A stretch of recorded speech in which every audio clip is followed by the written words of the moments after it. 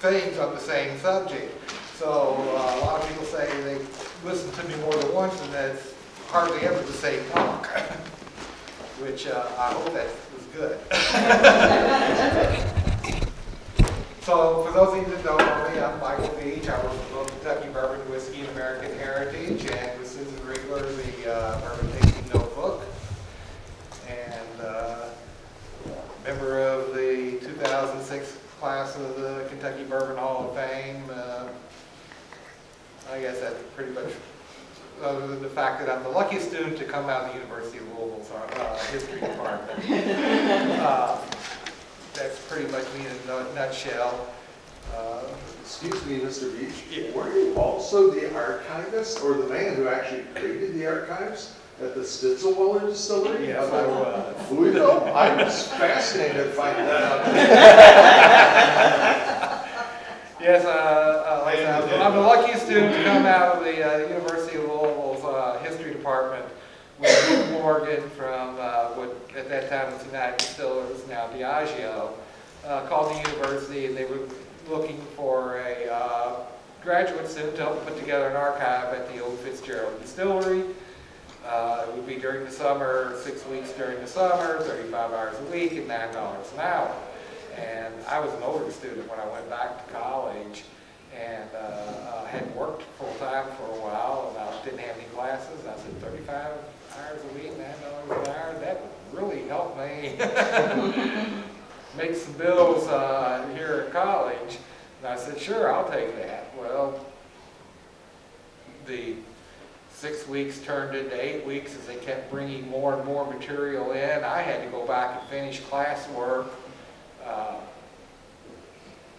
They told me to continue to work on it 10 to 20 hours a week until I finished my classwork, and then they hired me full-time. And then the second luckiest thing was that at the end of 1996, they sold all their bourbon brands, closed the archives, and laid me off. And I say that was lucky because Jim Holmberg at the Filson Historical Society knew that I was available, and I'd done an internship there during my master's degree program. And he hired me as an archivist there at the Filson. I spent 18 years there working at the Filson, doing anything bourbon related that they brought in, plus other things, of course. Continue to work on my bourbon history, researches, and things along those lines. And the best news was is I was brand neutral. The other distilleries didn't see me as the competition anymore. You know, I really treasure the amount of time and what I learned and did at United Distillers, but I really do feel that one of the luckiest things that ever happened was is that they closed their archives and laid me off, because being brand neutral is much better.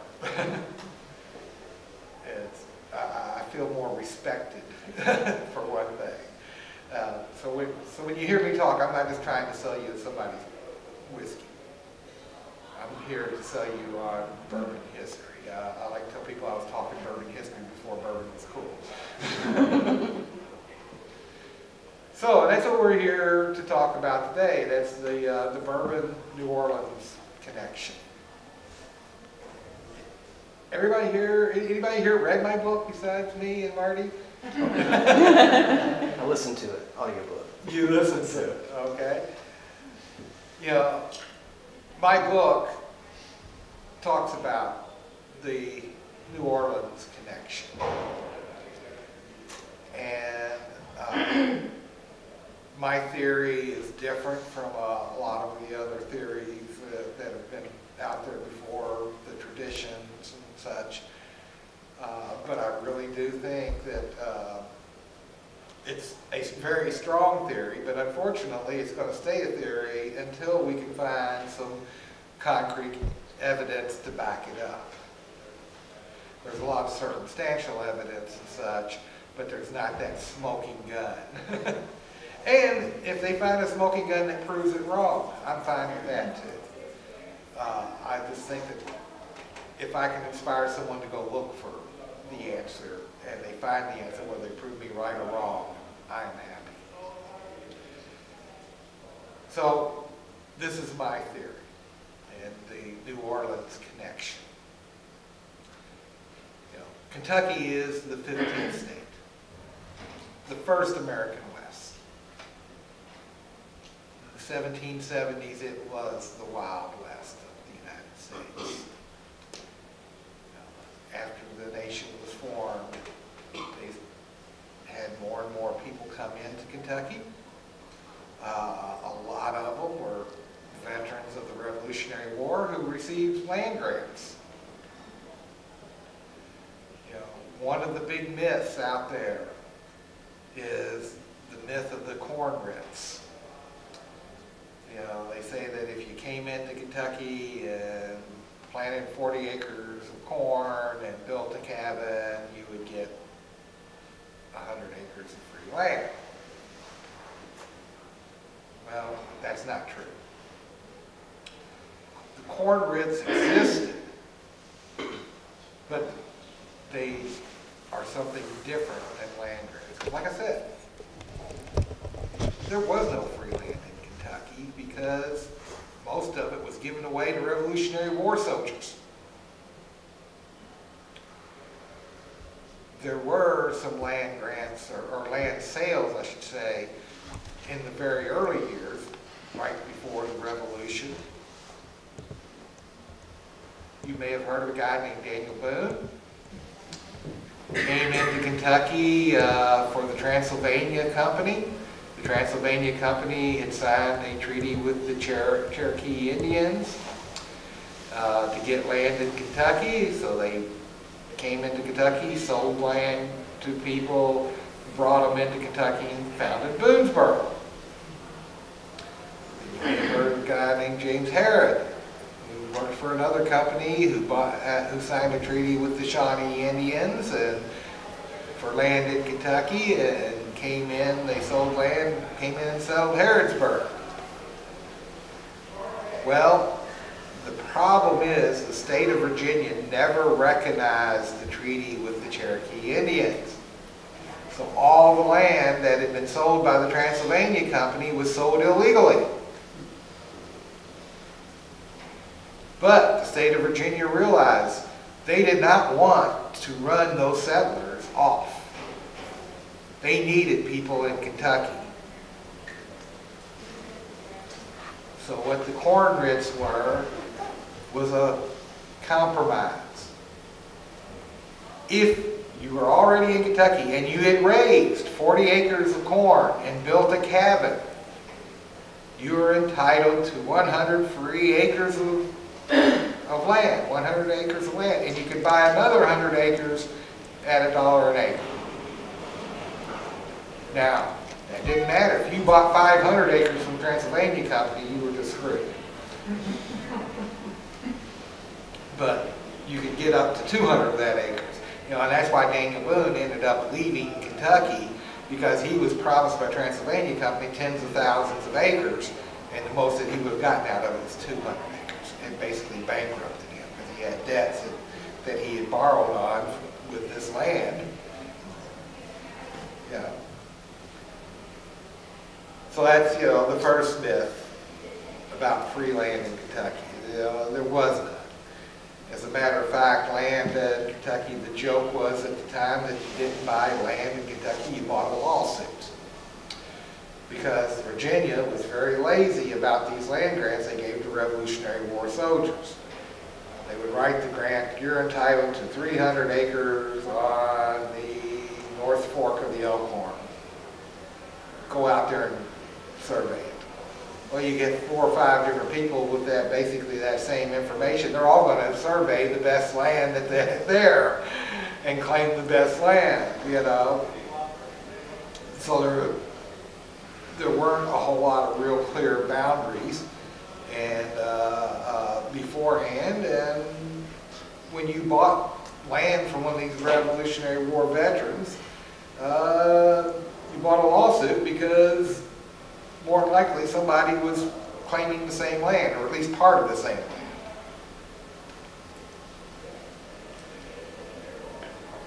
But people did come out to Kentucky. And when they came, they brought stills. Making whiskey was a very important part of this frontier life. You had people that used the whiskey for a lot of different reasons.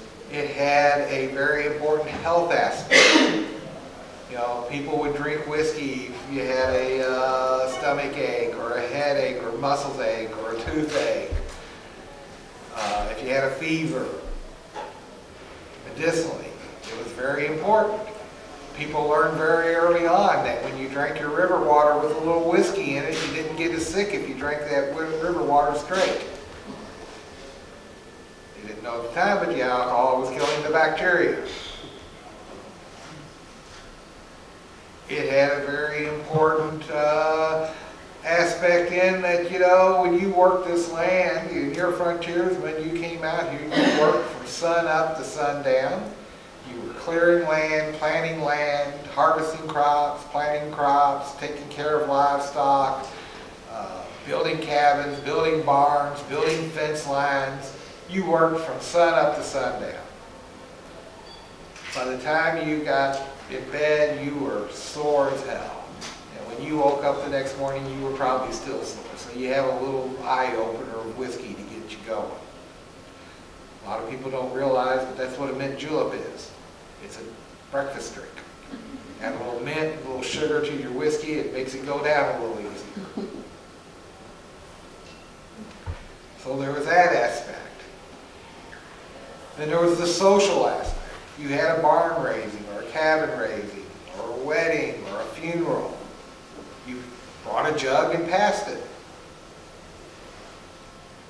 Sometimes they drink it straight out of the jug, other times they might make a punch out of it. Or more than likely there was more than one jug and they'd have it both ways. Then there was the economic side of it. Hard currency was very hard to come by. You know, after the Revolution, we didn't have mints of our own. It took several years before they, you know, set up mints.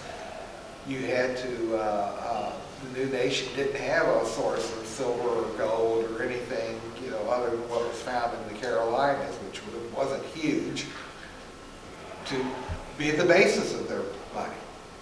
They had to depend upon foreign currency. So it was hard to come by hard currency in the United States. But when you get on the frontiers of western Pennsylvania or Kentucky, it was almost impossible. So when you went to the store to buy a yard of cloth or a pound of nails or some powder horn full of gunpowder, what did you do? You took you a quart of whiskey with you and you traded. Or if you had a big shopping list, you might have a half-gallon jug or a gallon jug that you take in and trade. So there was that economic aspect. Very important part of the economy at the time. So everyone, if they didn't own a still, they probably went to their neighbor's farm and had them make whiskey for them. When they made this whiskey, they were making it using pot stills that were anywhere from 20 to 200 gallons in size. They were fermenting in basically 50-gallon barrels.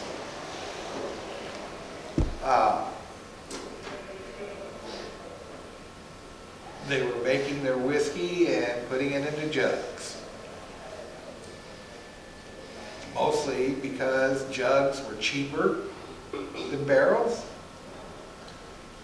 The other thing is that when you put whiskey in the barrel, the first thing that happens when you fill up a 48-gallon barrel, which was the standard size of the time, 3 gallons of it gets soaked up into the wood. That's a half day's work on a 100-gallon still. But most importantly, like I said, you bartered with whiskey.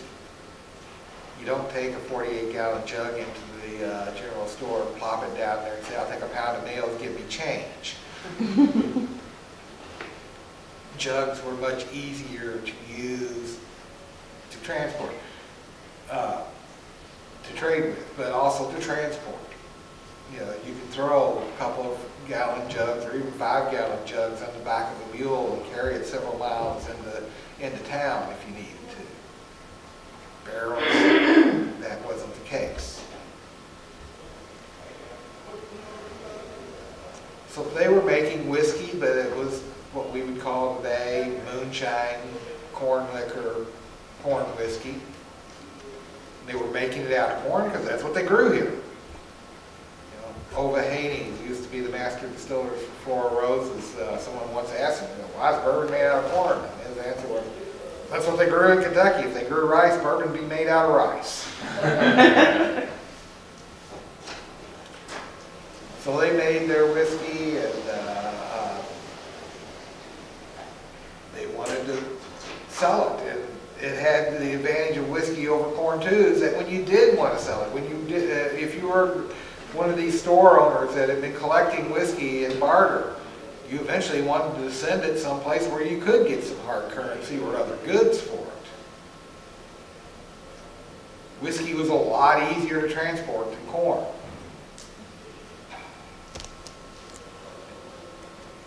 So they eventually wanted to do that. Now, in early Kentucky history up until 1803, we have the Spanish controlling the West, which by the West I mean the Mississippi River and anything west of that. So they controlled St. Louis and they controlled New Orleans. Well, the natural trade route out of Kentucky is downriver. It's much easier to go. Kentucky is blessed with more miles of navigable rivers than any other state in the Union outside of Alaska. You could load up a flatboat on the Big Sandy, or the Kentucky, or the Green, or the Salt, or the Barren rivers, and sail that flatboat of goods down to the Ohio, down to the Mississippi.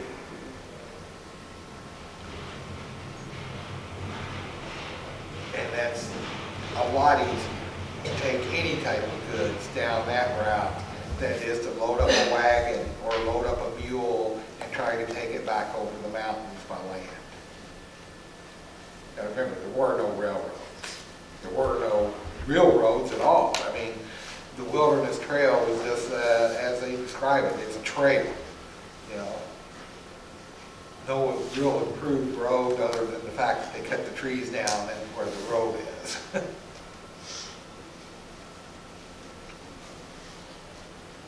So they would start wanting to send whiskey downriver to New Orleans. It's the natural place to send it because of the, once it got to New Orleans, you know, if the New Orleans people didn't buy it, you could sell it to somebody to ship it to, you know, on boat to around Florida, back to the East Coast, to the ports there. Hopefully sell it there. Well, there's a couple of things that are problems here. And that first thing is, like I said, until 1803, the Spanish controlled the Mississippi River in New Orleans and St. Louis. And they did not allow trade to go down that river because they were using the trade deals as a bargaining chip with the new United States.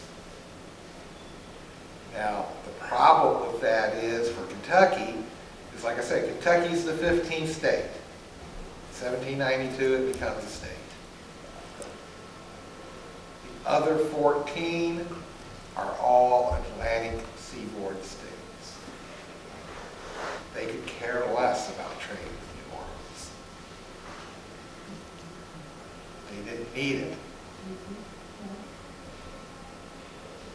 The people in Kentucky were incensed because the government was so slow to work this out. Now, this doesn't mean there wasn't trade going on at this time, but it was illegal trade. It was smuggling, You could bribe enough Spanish people to authorities to get your goods down there and sell it.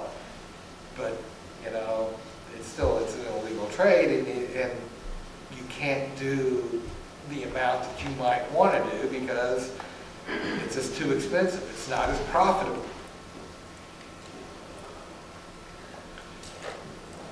This all changes in 1803 when Thomas Jefferson buys the Louisiana Purchase. All of a sudden the trade doors open and going west was the thing with the trade. But this trade wasn't an easy route even then. As you went down the Ohio River, you had to come to the Falls of the Ohio, where Louisville is now. You unloaded your flatboat. You put your goods in a warehouse and you waited for it to rain enough for the river to rise. At that point, the falls turns more into a rapids, and you can send your flatboat over the rapids safely, hopefully. Once you got the boat over the rapids or over the falls, you would load it back up with your goods and continue your route, if it survived then. If it didn't, you had to buy a new flatboat or sell your goods to somebody in Louisville. Once you got past the falls, you started going downriver. Anybody here from Illinois? You heard of a little place called Cave-In Rock? Yeah. Just right outside of Metropolis, Illinois. The Big statue of Superman in Metropolis. Can't confirm. But Cave-In Rock was a notorious den of river pirates. The Filson, about 10 years ago, got a call from the lawyers from Disney Corporation. There was a collection of papers from a guy named young Edward Allison, who was a playwright and a poet at the end of the 19th, early 20th century, and he wrote a play about the river pirates at Cave-In Rock. And for this play, he wrote a song called The Derelict. And they wanted to know, you know, if the Filson owned the rights to The Derelict. You may recognize The Derelict as Yo Ho Ho and a bottle of rum. Really? Didn't know that was written about river pirates on the Ohio River, did you? No. That's fascinating. Written by a Kentuckian at the end of the 19th century. Unfortunately, the Filson didn't prove that they owned the rights to that. Otherwise, they'd have had plenty of money to build their new building that they built. And they may have increased their pay enough that I may still be working for them.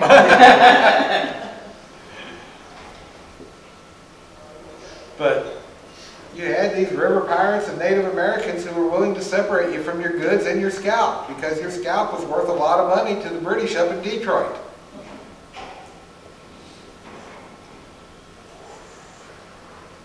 Once you got down to New Orleans, you had to sell your goods. You sold your flatboat.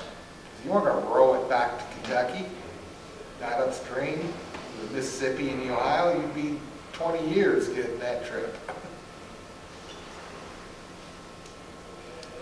So you sold your goods and you sold your flatboat. A lot of people don't realize that a lot of the early 19th century homes here and buildings here in New Orleans are built out of Ohio River Valley wood, because what they would do is they'd take those flatboats apart and use the lumber to build shotgun houses and such.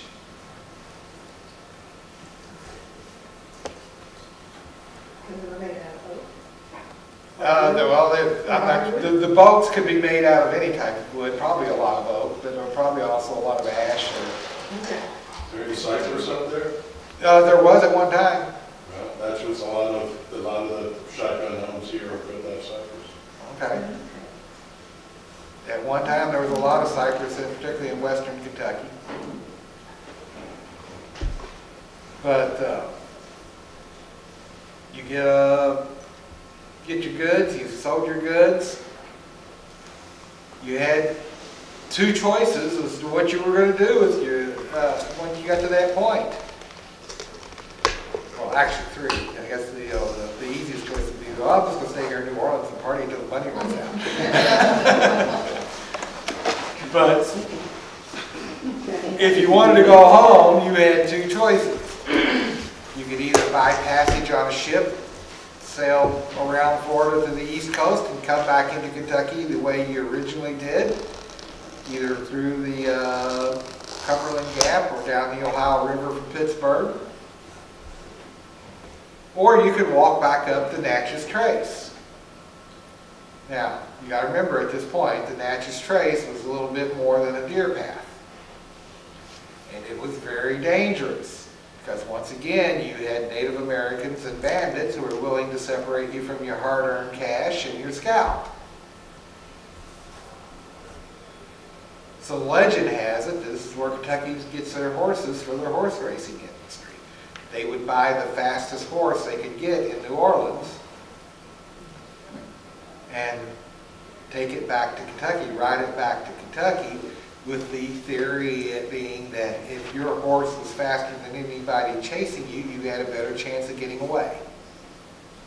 And once you got back into Kentucky, you had fast horse to breed. Now, that's the legend. How much truth is there involved in it? I suspect there's more than the kernel of truth in that, but I'm not sure that's the whole reason why we have a horse racing industry in Kentucky. But there it is. So it would take you 9 months to a year to make this trip. It would take you 3 months or so to get down the river and 6 to 8 months or so to get back home. Long, arduous, dangerous trip. Now, we know from records at the Filson and at the Kentucky Historical Society that the price of whiskey in the 18 teens, right after the Louisiana Purchase, all the way up, up to the War of 1812 and even afterwards, the price of whiskey in Louisiana and New Orleans was the same as it was in Kentucky. So the question became, why should they send whiskey all the way to New Orleans if they're getting the same price for it in Kentucky? You'd be losing money, because you'd be losing the money you spent to ship it. The people in New Orleans weren't drinking Kentucky's whiskey. So the question became, okay, who are these people? What are they drinking? Well, yeah, the Spanish controlled the colony for about 30, 40 years, but it's a French colony. People there culturally are French. What are they drinking? They're drinking French brandy, cognac, Armagnac, other French brandies. What makes it different from our American whiskey? It's been aged in charred barrels. Been aged in charred barrels since the 1400s. Someone said, let's make our whiskey taste more like French brandy. They did. And prices went up, and it became profitable. To this day, I challenge people, take a glass of bourbon, a glass of cognac or Armagnac. Actually, I think Armagnac works better than even cognac for this. And a glass of any single malt scotch you want. Tell me which two taste most alike. I've yet to have anyone say that single malt scotch tastes like either French brandy or bourbon. But I know a lot of people that describe a good bourbon as being brandy-like.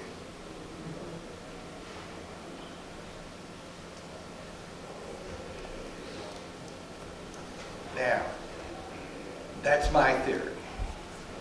The legend has it, of course, is Elijah Craig invented bourbon. And it's a legend that you really don't hear until the 1870s. And you start hearing it then because in the 1870s you had this group called the Temperance Movement. And Elijah Craig was a distiller. That's totally legit. He made whiskey. He was a Baptist preacher.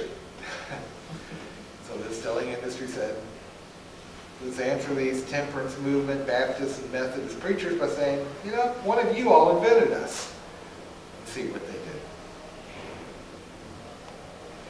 You know the story is suspect for several reasons. First of all, there's more than one story. One story is that Elijah Craig invented bourbon because he was a preacher who had a fire in his barn, and it burned all of his barrel staves, but it only burned them on one side, evidently. Fortuitous. Yes. And, you know, being a Baptist preacher, he decided that, you know, if I make this barrel and put the burnt side on the inside, nobody will know the difference. And I can sell it as a regular barrel. Because, you know, Baptist preachers are deceitful like that, right? And I don't believe that about Baptist preachers, but I'm just pointing out how bad this story really is. So, you know, don't go writing to people telling them I'm an anti-Baptist person or something. But anyway, he made the barrels, he put his whiskey in there, and he noticed after time it changed color and got flavor, and it really improved it, and that's how bourbon was invented. The other story is that he was a very parsimonious preacher, distiller, and he had a barrel that had salted fish in it. I've also heard pickles, but salted fish is the most common one I've heard. And he wanted to reuse it to put his whiskey in, so he decided he'd burn the inside of it to get the salted fish out of it. Well, there's a couple of things wrong with this story. First of all, you got different grades of barrels, and the most expensive grade is what at that time was described as the milk barrels, barrels made to hold liquid. They cost twice as much as the next lower grade. You don't put salted fish in a milk grade barrel unless you just have money to burn. You don't need, you know, a watertight barrel for salted fish. But even if you did, I don't care how much you burn the inside of that barrel, your whiskey is still going to taste like salted fish, and that's not the flavor of bourbon that Elijah Craig would have discovered.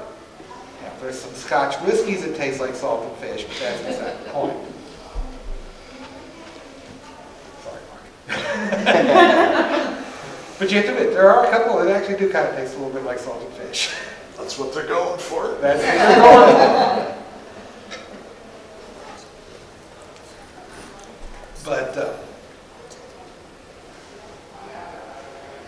the main reason that I say that he didn't create bourbon, besides, you know, Croce wrote in his book in 1970 that he didn't believe it because there was nothing in his obituary or any of the writings talked about all the firsts that he did. He was the first to do a rope walk, first to do this. Nothing mentioned about his distilling when he died. My main argument is the fact that the very first, earliest known written record of bourbon whiskey is 1821. Bourbon County newspaper advertising that they have old bourbon for sale. My argument is, if he invented it in 1793 or 92, did not take 30 years or more before somebody put it up for sale in a newspaper. My prime suspects for inventing bourbon, once again, has that New Orleans connection. There were two brothers that came over from France, just south. They came from an area just south and west of Paris, I believe just in the kind of in the southern region of the Armagnac region, probably. They were the Tarascon brothers. They came to the United States. They came to Louisville, Kentucky in the 18-teens and set up a mill and a warehouse at the Falls of the Ohio with the idea that they were going to set up trade routes in Louisiana, in New Orleans. Two Frenchmen that knew the area, or knew the people, knew about charring barrels for aging spirits. They came to Kentucky just to set up trade with New Orleans, but more importantly, they had a warehouse on the Falls of the Ohio and had ample opportunity to get a hold of jugs of whiskey cheap.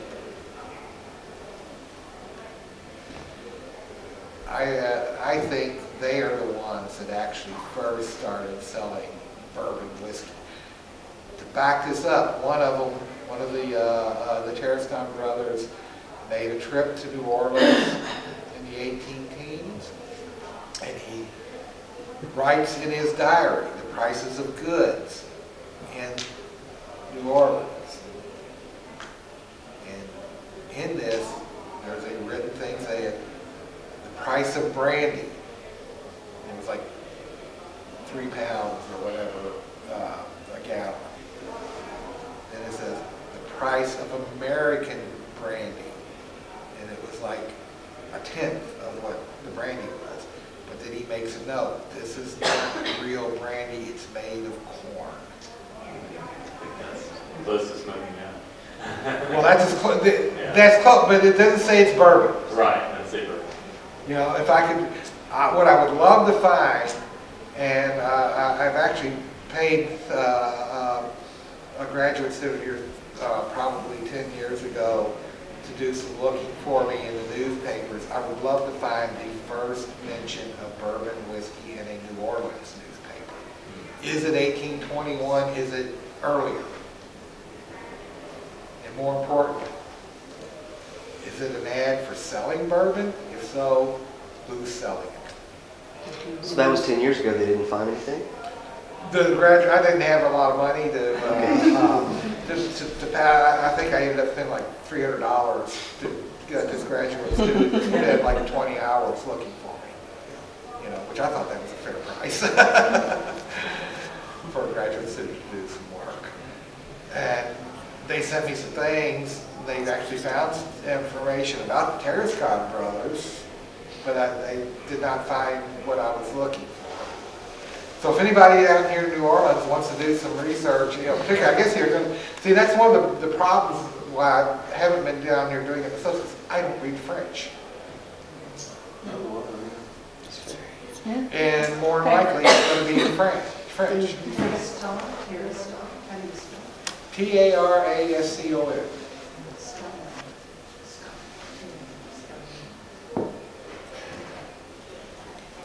So, if anybody down here, if you want to find, do some research there, I'd love for someone to do it and let me know. I'd love for someone to either prove me right or wrong, one way or the other. You mentioned previously, a couple of years back, you found a letter from a tavern owner, I believe, or a merchant, one of the two, who was the first. You're talking about the Corliss letter with the charred barrels? Yeah. Yeah. The first reference that I have found, the earliest reference I have found, there's got to be early ones out there, but I just haven't found them, is 1825. There was a distiller in Bourbon County, Kentucky, John Corliss. He came to Bourbon County in the 18-teens from Providence, Rhode Island. He'd been in the shipping industry up there. and he got into some trouble when he had two ships seized by the Spanish off the coast of South America, one in basically Uruguay, the other one off the coast of Chile. And to make what matters worse, within months after these two ships were seized, the South Americans had a revolution, and it took until the 1840s before he got any legal settlement on these ships from them, because the Spanish government were saying, it's not our problem anymore, talk to them. And they were saying, but the Spanish are the ones that seized it.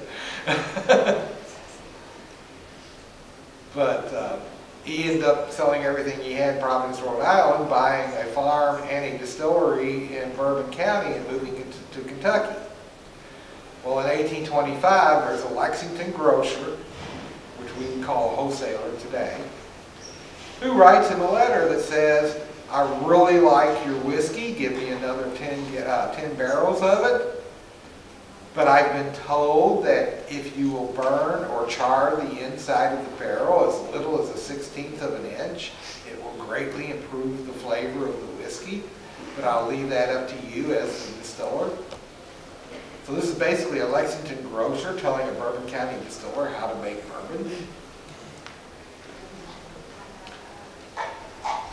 So, charring barrels, obviously making bourbon, is something that happened in the 18 teens. And it makes sense that it would happen, particularly in the late 18 teens, after the Second War of American Revolution, the War of 1812, when they brought I should point out, Thomas Jefferson eliminated the whiskey tax in 1802. That was prior to what guy got elected. He said, promised he was going to balance the federal budget and eliminate the whiskey tax. And he did so. Of course, 1803, he bought Louisiana. The whiskey tax came back in 1814 to 1817 to pay for the War of 1812. In 1817, it's eliminated. Now, like I said, this is a tax. The whiskey tax is a tax right off the still. When you made whiskey during this tax period, you didn't put it into a barrel because, like I said, the first thing that happens when you put it in a barrel is you lose 3 gallons. It's a half day's work and 3 gallons worth of tax, which is based on, the tax is based upon 1 proof gallon of whiskey, which is 1 gallon of 100 proof whiskey at 68 degrees Fahrenheit as judged by a hydrometer. So, once that tax is gone, you can experiment with the idea of putting it into barrel, and it's not going to cost you. This is one of the things that I think probably why he ended up getting laid off at United Distillers. Is Nick Morgan was giving a talk about the history of Scotch, and he was talking about in the early 1800s, Scotch whiskey, people would have thought it was gin or something because it got its flavor from different herbs and such. It wasn't aged. And I spoke up at that time, and I probably should have talked to him in private later, but unfortunately I was young and stupid, and said this in front of all the United Distillers bigwigs that were listening in on this as well.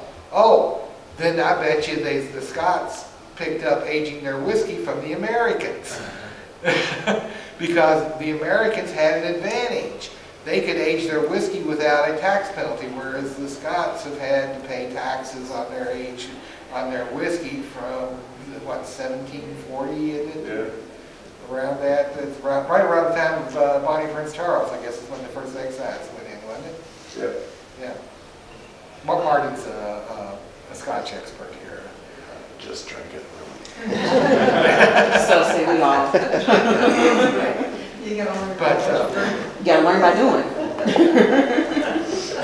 Don't think for it. He used to be a master of whiskey for United, for Diageo. Defract. But he knows his stuff. So, it's in this period that they can start aging their whiskey and not have to pay taxes and worry about losing that money. And that's why I think, you know, that it's right around 1817. Look at the map. 1817 is when the whiskey tax is gone. 1821 is the very first mention of bourbon in it. They started putting it in 1817. 1821, you have a good 3-year-old, 4-year-old whiskey that you can start selling as bourbon. Right, in Charlotte. Well, that was the other thing too with the Scots, is that Scotch whiskey wasn't really consumed much outside of Scotland. Irish whiskey was, but not Right. Scotch, and so therefore they weren't even really shipping it very far until Right. the later part of the 1900s. Right. So they, it's not, it wasn't a big thing, or 1800s. So, now where did bourbon get the name bourbon is another big thing. And once again, my book and my theory goes against the legend. The legend has it that bourbon gets its name because they were shipping bourbon out of Limestone, Maysville, which is now Maysville, Kentucky. And when it got to New Orleans, people started looking, you know, liking the whiskey that was being shipped out of there. And they started looking for whiskey with the invoice being from Limestone, Bourbon County, Kentucky. And they started asking for that Bourbon County whiskey and eventually the bourbon whiskey. Well, some problems with that is that you don't hear that story until the 1870s again. And my biggest problem with that is that Limestone, or Maysville, either way you want to look at it, was only part of Bourbon County for 2 years. And in those 2 years, the Spanish weren't allowing trade. Yes, there was trade going on. Like I said, it was smuggling. And good smugglers don't write invoices. Would they have, probably not stenciled, but would they have been marking the barrels themselves?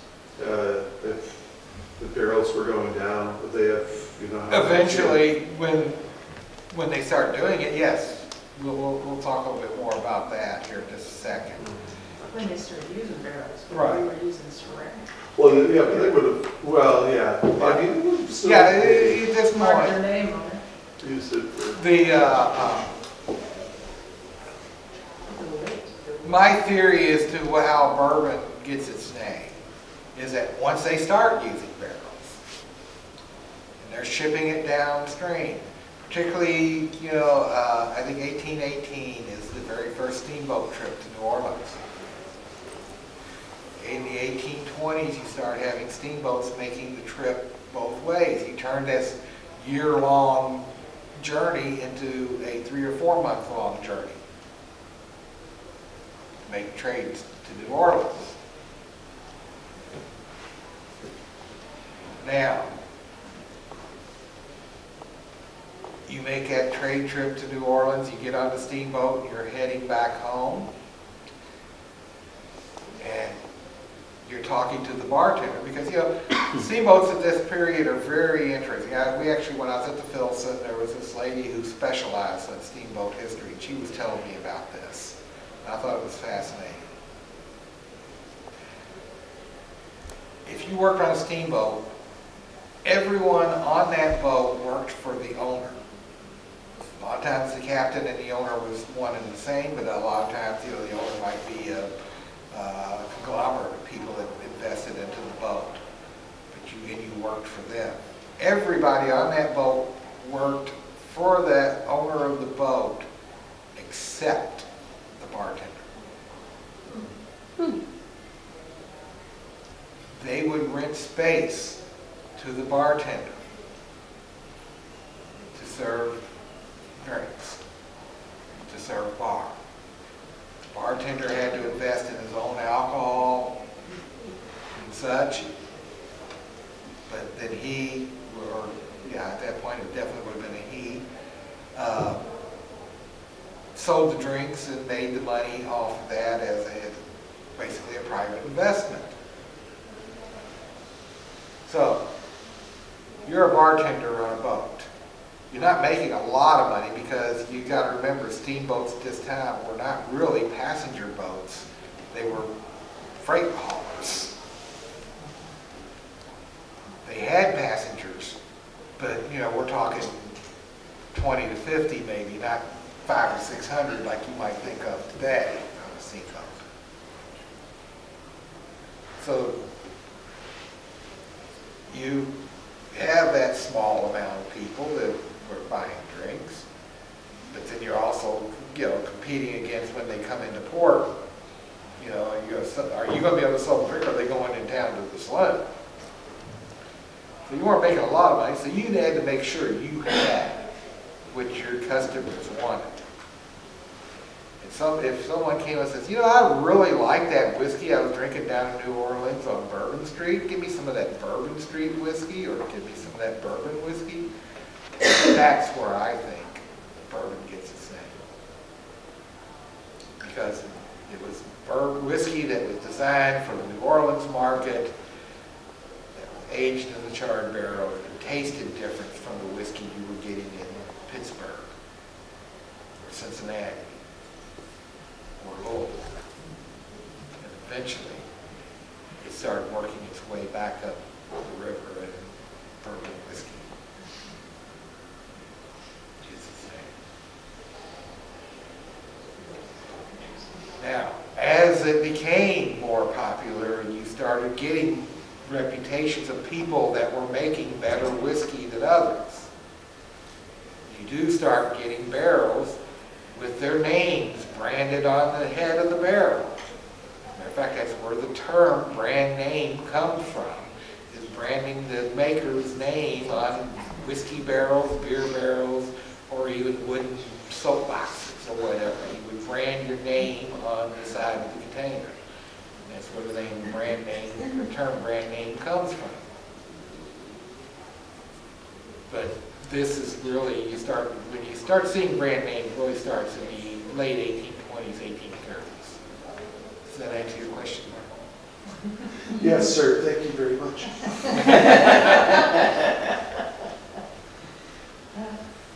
Yes. So my question with that is, I've read a lot in the mid to late 1800s up to Prohibition, there was hundreds, if not thousands, of distilleries until that time, correct? Right. So they start getting these brand names and stuff. You always see in the movies, you know, oh, give me a whiskey. Wouldn't they most likely be ordering it by the brand and not just, you know, they obviously had a lot more than just one brand of whiskey. Here's something for you. In the 1800s in particular, distilled spirits as a whole was known as rum. As a matter of fact, there's a document where there's a Native American writing and saying, as part of this treaty, you need to teach us how to make rum out of corn. You know, it's much like in the South today when if you want a soft drink, give me a Coke. What kind? Yeah. Yes. Or even Canada, where you can go up there and something could be called rye, but it might not have any rye in it. Right. All Canadian whiskey is referred to as rye, but it's not. So there really wasn't a lot of brand name type stuff until you, like I said, until you start getting the aged products and you start getting people that are doing a better job than others. Because let's face it, you take an unaged whiskey, there's not a whole lot of difference between good ones. There's a lot of difference between bad ones, let me tell you. But you take someone who knows what they're doing, there's not going to be a whole lot of real flavor difference between Farmer Joe and Farmer Jill and Farmer Frank if they're all doing it right. There'd be some subtle difference, but not enough that people are going to start asking for it. You know, I really like Frank's better than his because it's got just a slightly bit more buttered corn on it or something, you know. But once you start aging it, and these differences, you know, brought in by the barrel and the whiskey and everything start to compound and expand, you do start knowing, you know, being able to distinguish differences between Old Crow and Old Overholt, or Hiram Walker's Canadian Club. And do you think when they started bottling, that obviously had a big... Well, you see, and bottling really doesn't start until the late 1800s, 1890s. And that's because glass was very expensive. You know, a lot of people don't realize through most of the 19th century, you didn't buy a bottle of bourbon. You took a bottle into the liquor store or the saloon and you had them fill it from the barrel. Because if you bought a bottle of bourbon, then there were bottles of bourbon being sold. You know, National Distillers in the 1960s had a contest to find the earliest bottle of whiskey that had bourbon on the label. Because they were really hoping it'd be no Crow. Turned out to be Vinegar's grocery store in New York City from 1849. That's awesome. Yeah. One of the first bottled bourbons. Was it bourbon or was it rectified whiskey? Well, at that point, there's no real way of telling. But Let's say there was also the problem that a good portion of the population was illiterate. So even if you had something written, Johnny Walker got people call it red label, black label, because they couldn't read the label. So they had these different colors. You go, well, I want the black label. There was Johnny Walker Special Old Highland Whiskey and then Extra Special Old Highland Whiskey. First one had a red label, the other one had a black label. That's how you ordered it. You go, I'll take that red label. So why did the predominance of bourbon come out of Kentucky versus any other state? well, you see, that is an interesting point in itself. A lot of Kentucky bourbon that was being sold in New Orleans in the early 1800s probably came from Indiana, Ohio, or Illinois along the Ohio River. When people came into Kentucky, it came west down the Ohio River, there was not a sign in the middle of the river saying if you own a still, settle on the south bank. They were making whiskey in, you know, southern Ohio, southern Indiana, and such. And, you know, culturally, the Ohio River was not a dividing line. It was a road that connected people. And culturally, the people of southern Indiana and southern Ohio and southern Illinois have more in common with the people in Kentucky than they do in the northern parts of the state. I've got a friend, John Lippman, who often refers to, he lives just north of Cincinnati, and he refers to it as living in Buckeye-occupied northern Kentucky. Because the people there really are Kentuckians culturally.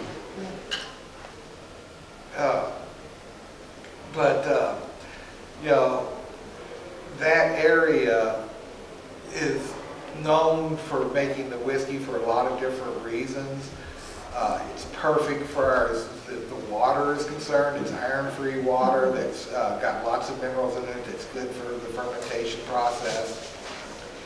It's got the climate that's perfect for it. It's hot in the summer, cold in the winter, perfect for aging the whiskey. Indiana's got the same thing, but predominance of families, you know, these banana Well, families are in one of the things that I would like to find out, and I have a theory that one of the reasons why Kentucky quickly became known as the place of making great whiskey, I have a theory it's the yeast. Yeast. The yeast. I would love to have a bacterial, you know, microbiology type student do a study on Kentucky yeast and see if you take Kentucky yeast. I'm wondering if it's like sourdough yeast in San Francisco. You take the sourdough yeast out of San Francisco within a month or so, it's different, and it doesn't. The bread does not taste the same as it does And I'm wondering if that's the same thing for Kentucky origin. You should talk to Pat Heist from Wilderness Trail. He's got a PhD in his. He's a yeast guy. I've talked to him a little bit about this, and I'm not sure he's ever given me a straight answer.